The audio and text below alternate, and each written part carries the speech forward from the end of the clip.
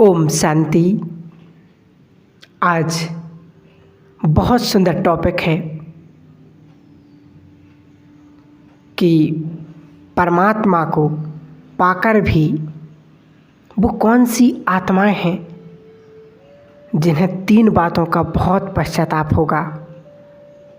बाबा ने यहाँ तक भी कहा कि बच्चे ऐसा समय आएगा जब मुरलियाँ भी नहीं मिलेंगी, हम मुरली सुनने भी नहीं जा पाएंगे, कर्फ्यू लग जाएगा। उस समय जो हमने सुना है, जो हमें याद है, वही काम में आएगा। बाबा ने तो ये भी कहा कि बच्चे अन्न भी दूषित हो जाएगा, पानी भी दूषित हो जाएगा। उस टाइम पर हमारा श्रेष्ठ पुरुषार्थ, श्रेष्ठ स्थिति ही काम में आएगी। तो बाबा कहते अब हमें अलवेलेपन में अपने समय को बर्बाद नहीं करना है, क्योंकि आज ऐसी स्थिति हो गई है, कभी अमृत वेला करते, कभी नहीं करते, कभी उठते, कभी नहीं उठते, कभी 4:30 हो गए, कभी 4:45 ही हो गए। ऐसा समय बर्बाद हमें नहीं करना, ऐसा आलसपन में समय बर्बाद नहीं करना है। नहीं, बाबा ने कहा कि ये पश्चाताप नहीं, हर आत्मा को करना पड़ेगा। अगर हम इस समय को बर्बाद करेंगे और इस समय पुरुषार्थ नहीं करेंगे। बाबा कहते कि बच्चे गलती भी करते हैं और बाबा से माफ़ी भी मांगते कि बाबा माफ़ कर दो। तो बाबा ने कहा यह पश्चाताप चालू है, परंतु प्रायश्चित कुछ और होता है। जैसे पश्चाताप कहता है मैंने गलत किया, और प्रायश्चित कहता है मैं ही गलत हूँ। मतलब तीव्र पुरुषार्थी की निशानी है, अगर एक बार गलती हो गई तो वो उसे दोबारा नहीं करेगा। उससे बाहर निकलकर उसको समझेगा कि वास्तव में मुझसे गलती कहाँ हुई, कहाँ अलबेलापन आ गया, तो उसको चेंज करेगा। लेकिन उसी में पश्चाताप नहीं करेगा कि पहले तो गलती ये होगी कि चलो 4 बजे नहीं उठ पाए। जब 4 बजे नहीं उठ पाए तो एक तो सबसे बड़ी गलती ये हो गई। दूसरी जे कि अगर नहीं उठ पाए तो फिर पूरा दिन पछताते रहते, बाबा आज हम उठ नहीं पाए, बाबा हमसे ये गलती हो गई। तो बाबा कहते तीव्र पुरुषार्थी बच्चे उस समय को बर्बाद नहीं करेंगे सोचते सोचते, लेकिन उसको परिवर्तन कर देंगे कि आज के बाद अब मैं ऐसा नहीं करूँगा। तो बाबा कहते प्रायश्चित कुछ और होता है, माफ़ी मांगते रहते, परंतु ये सूक्ष्म अंदर में प्रायश्चित कहा जाता है। बार बार गलती करते रहना, बार बार खत लिखते रहना बाबा, ऐसे में बाबा खुश नहीं होगा।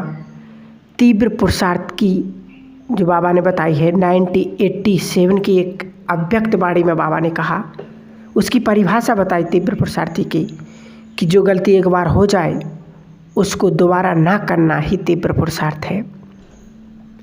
एक बार एक संत से एक व्यक्ति ने पूछा, शिष्य ने, कि गुरुजी कोई एक ऐसा मंत्र बताइए जिससे मैं बहुत आगे चला जाऊं, बहुत मतलब पुरुषार्थ में बहुत आगे पहुंच जाऊं। तो गुरुजी ने एक शब्द लिखा, अटेंशन। तो ने कहा नहीं, शिष्य ने कहा अटेंशन नहीं, कुछ और ऐसा शब्द बताइए, ऐसा मंत्र बताइए जिससे मैं बहुत आगे चला जाऊं। तो गुरुजी ने उसके नीचे फिर लिखा अटेंशन। तो उसने फिर कहा कि गुरुजी अटेंशन तो मैं जानता हूँ, कुछ और अच्छा बताइए। तो उन्हें फिर लिखा उसके नीचे तीसरी बार अटेंशन। तो उसने कहा कि ये अटेंशन क्या है। तब गुरुजी ने बताया कि अटेंशन माना अटेंशन, एक बार जो भगवान ने कह दिया उसको तो अपने जीवन में उतार लिया, और हर बात में अटेंशन, वही तीव्र पुरुषार्थी है। तो बाबा ने भी कहा कि यही तीव्र पुरुषार्थी माना दोबारा गलती ना होना।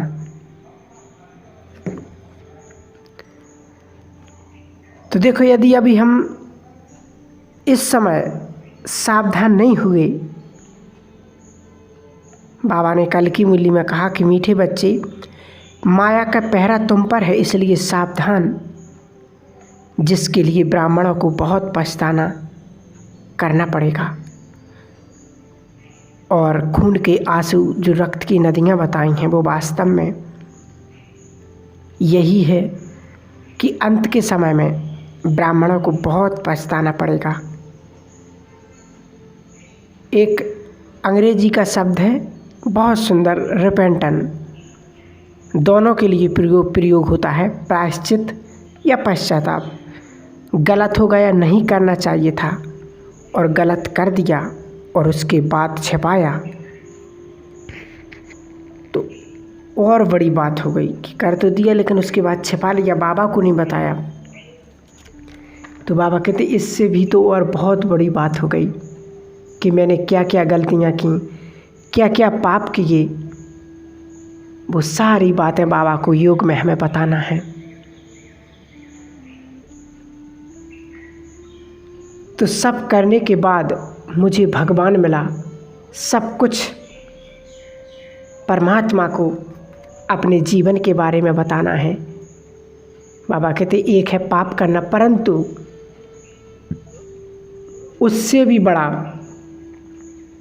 अपराध है करके छिपाना।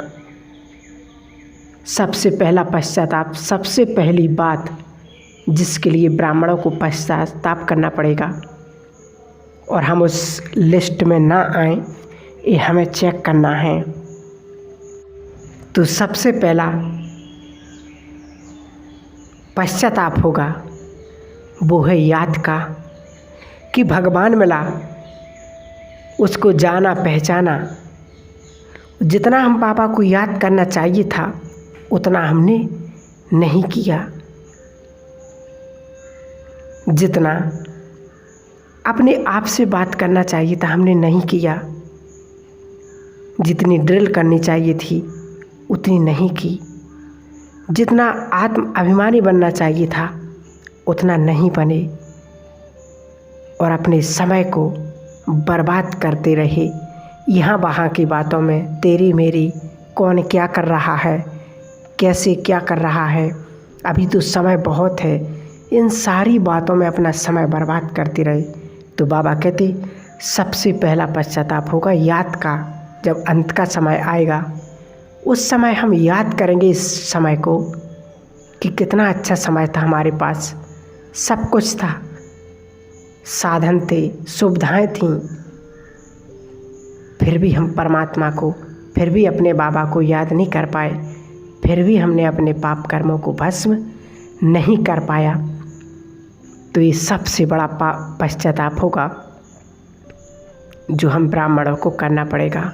ये अब हमें ये चेक करना है कि कहीं इस लिस्ट में मैं तो नहीं। और दूसरा पश्चाताप होगा समय था अमृत वेले परंतु हम सोए रहे। अमृत वेले का स्वर्णिम समय था।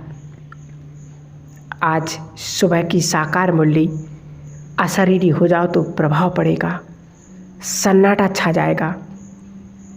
हम हमेशा अनियमित, हम कभी कर रहे कभी नहीं कर रहे, अप डाउन। सबसे बड़ा पश्चाताप तो इस बात का होगा कि समय था वो परमात्मा जिसको सारी दुनिया ढूंढ रही, जिसके लिए लोग 2-2 बजे से उठ रहे हैं, स्नान ध्यान करके साधना कर रहे हैं। ऐसे ऐसे महान साधु संत जिन्हों के शरीर पर दीवा लग गया, मिट्टी लग गई, उनको वो परमात्मा नहीं मिले। और हम कितने भाग्यशाली हैं कि वो परमात्मा स्वयं हमसे मिलने के लिए सुबह सुबह आता है, कितने दूर से, और हम अपने खटिया से, हम अपने बिस्तर से नहीं उठ पाते। समय था स्वर्णिम युग का, लेकिन हमने अपना वो समय बर्बाद किया, जाना पहचाना, फिर भी हम याद नहीं कर पाए तो इससे बड़ा पश्चाताप तो कुछ और हो ही नहीं सकता है। इसलिए बाबा ने कहा दूसरा सब पश्चाताप होगा अमृत वेले का, कि समय था लेकिन हम फिर भी नहीं उठ पाए, फिर भी हम वो प्राप्ति नहीं कर पाए। तो इसलिए हम सभी ब्राह्मण आत्माओं को, बाबा के प्यारे प्यारे बच्चों को जितना हो सके जल्दी सो जाओ, लेकिन सुबह ज़रूर उठो। तो अमृत वेला हमारा बहुत पावरफुल और अच्छे से होगा। और एक अमृत वेला भी अब साधारण ना हो, क्योंकि हम बहुत सालों से वो ही करते आ रहे। 4 बजे उठना, बाबा को याद करना, गुड मॉर्निंग, शुक्रिया बाबा, नमस्ते, आज बाबा जी किया वो किया, संसार को सकाश, 4:45 बजे उठे और बस सो गए। तो बाबा ये तो हम बहुत सालों से करते आ रहे, अब हमें कुछ और करना है, कुछ नया करना है। तो इसलिए हमें अमृत वेले के समय को भी नष्ट नहीं करना है, बर्बाद नहीं करना है, नहीं तो हमें इसके लिए भी बहुत पछताना पड़ेगा।